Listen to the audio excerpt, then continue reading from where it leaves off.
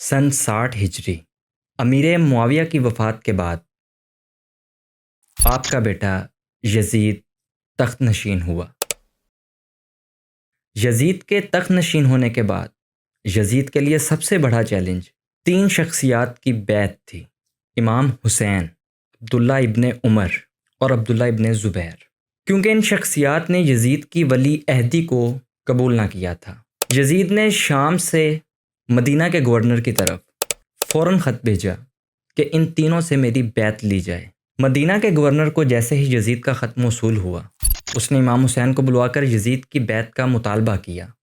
امام حسین نے یہ فرما کر کہ مجھ جیسا اس جیسے کی بیعت ہرگز نہیں کر سکتا، انکار کر دیا اور وہاں سے رخصت ہو گئے۔ اب مدینہ کے حالات خراب ہونے لگے تھے۔ امام حسین یہ جان چکے تھے کہ آپ کی جان کو یہاں پر خطرہ ہے، اس لیے آپ نے مدینہ کی حرمت کا خیال کرتے ہوئے مدینہ کو چھوڑنے کا ارادہ کیا۔ امام حسین علیہ السلام کا مدینہ چھوڑنا اس بات کا ثبوت تھا کہ آپ اپنے ایمان اور اصولوں پر کبھی کمپرومائز نہیں کریں گے، لہٰذا آپ نے 28 رجب کو مدینہ چھوڑ دیا اور 4 سے 5 دن کا سفر کرنے کے بعد 3 شعبان 60 ہجری کو مکہ پہنچے۔ مکہ میں آپ نے تقریباً 3 ماہ قیام کیا۔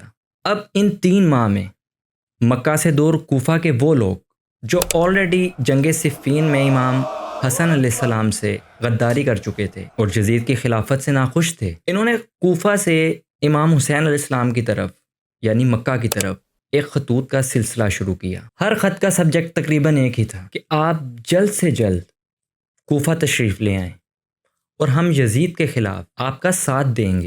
یہ سلسلہ یوں ہی چلتا رہا کہ جب more than 1000 لیٹرز امام حسین کو موصول ہوئے، تب آپ نے یہ فیصلہ کیا کہ آپ اپنے کزن مسلم بن عقیل کو کوفہ بھیج کر کوفہ کے حالات کا جائزہ لیں گے۔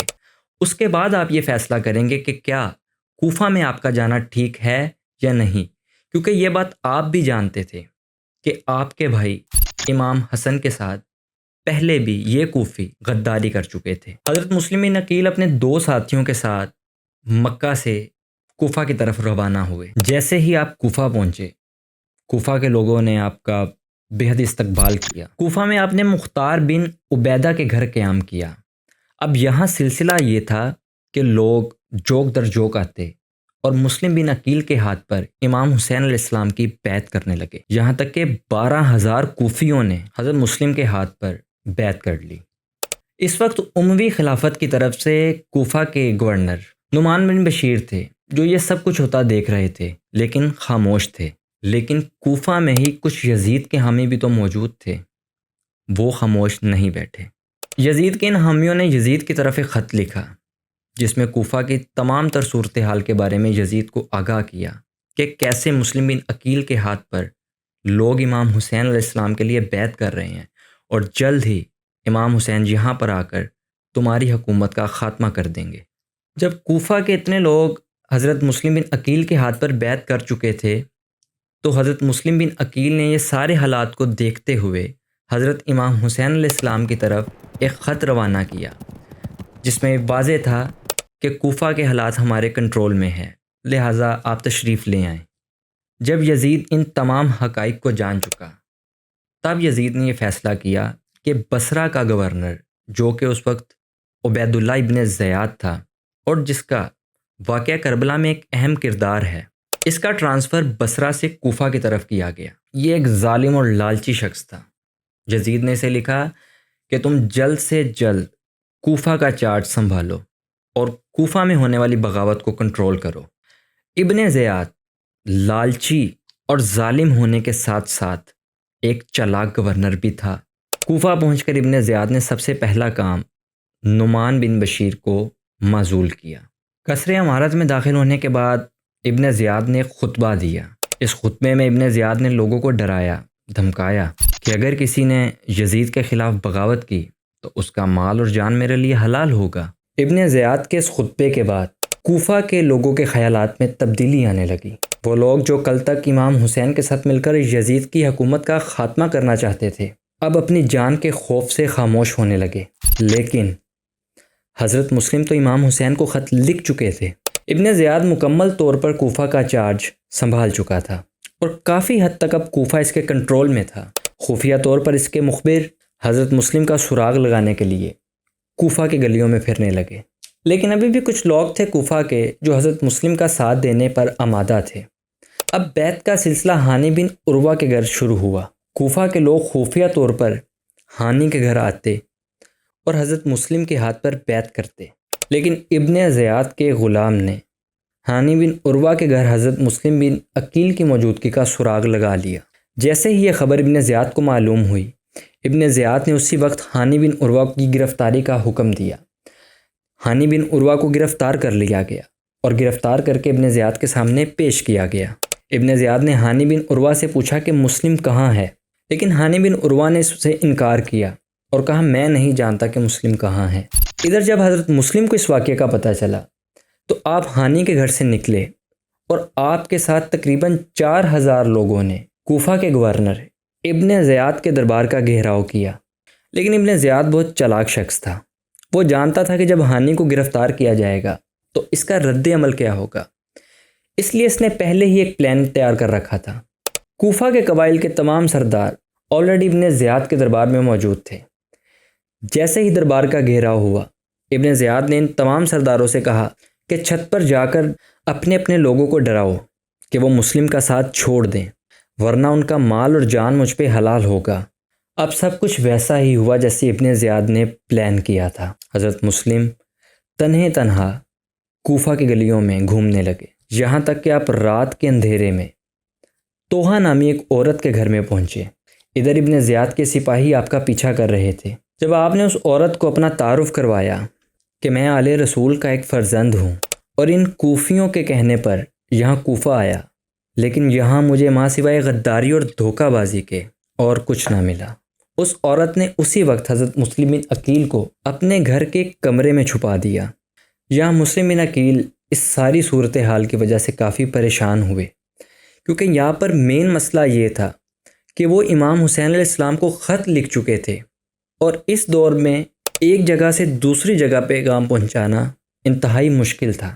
اب آپ چاہتے تھے آپ کسی بھی طرح موجودہ صورتحال جو اس وقت کوفہ کی ہے، اس ساری صورتحال سے امام حسین کو آگاہ کر دیں تاکہ وہ کوفہ ہرگز نہ آئے، لیکن اس کے لیے آپ کو سب سے پہلے ابن زیاد سے پیچھا چھڑانا تھا۔ لیکن ابن زیاد کے سپاہی اور خفیہ طور پر اس کے مخبر حضرت مسلم بن عقیل کا پیچھا کر رہے تھے۔ اس عورت نے آپ کو کھانا پیش کیا، پانی پیش کیا اور آپ کے قیام کے لیے انتظام کیا، لیکن اسی عورت کا ایک بیٹا بلال آدھی رات کو جب وہ گھر آیا، اس نے اس بات کو نوٹ کیا کہ اس کی ماں بار بار ایک ایسے کمرے میں جا رہی ہے جو عام طور پر ان کے گھر میں استعمال نہیں ہوتا تھا۔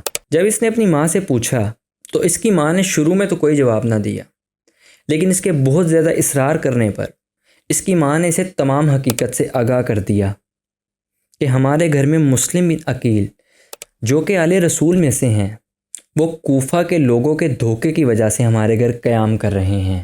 یہ رات حضرت مسلم کے لیے کافی مشکل تھی۔ ان مشکلات میں یہ رات گزرنے کے بعد اگلی صبح اسی عورت کے بیٹے بلال نے اپنے ایک دوست عبد الرحمن سے اس سارے واقعے کو ڈسکس کیا اور اسے سب کچھ بتا دیا۔ عبد الرحمن نے یہ بات اپنے باپ محمد بن اشہد کو بتائی، اور محمد بن اشہد ابن زیاد کا خاص آدمی تھا، اور ابن اشہد نے ابن زیاد کو یہ خبر دے دی کہ مسلم توحہ نامی ایک عورت کے گھر میں موجود ہے۔ ابن زیاد نے اسی وقت 70 سواروں کو محمد بن اشہد کے ساتھ توحہ کے مکان کا گھیراؤ کرنے کے لیے بھیجا کہ جلد سے جلد مسلم بن عقیل کو گرفتار کیا جائے۔ یہاں پر ایک طرف حضرت مسلم بن عقیل اکیلے اور دوسری طرف 70 سپاہی۔ حضرت مسلم بن عقیل اکیلے ان کا مقابلہ کرنے لگے، یہاں تک کہ آپ ان کا مقابلہ کرتے کرتے انتہائی زخمی ہو گئے، لیکن پھر بھی آپ نے ہار نہ مانی اور آپ انتہائی بہادری سے ان کا مقابلہ کر رہے تھے، یہاں تک کہ ابن زیاد کے کافی سپاہی زخمی ہو چکے تھے۔ اب محمد بن اشہد نے حضرت مسلم کو یہ یقین دلایا کہ آپ سرنڈر کر دیں اور جان کی امان کا یقین دلایا۔